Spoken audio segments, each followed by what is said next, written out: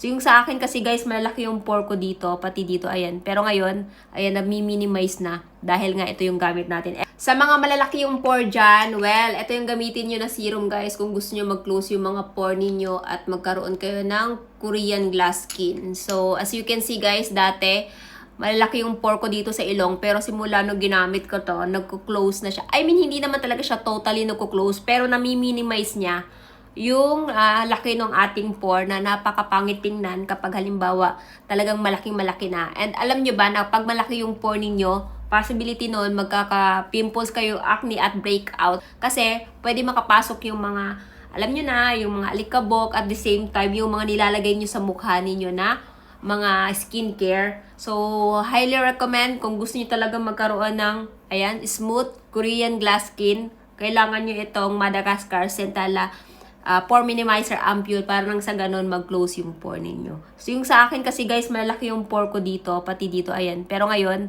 ayan, nami-minimize na dahil nga ito yung gamit natin. Everyday, morning, at saka gabi ko to ginagamit pagkatapos kong toner. So, this one guys is proven and tested ko na. Ayan, malapit nang maubos. At kapag naubos to, syempre, bibili ulit tayo para, ayan, ma-maintain natin yung ating glass skin. So, kung gusto nyo i-try to guys, idadrop ko na lamang yung link nito dyan sa yellow basket.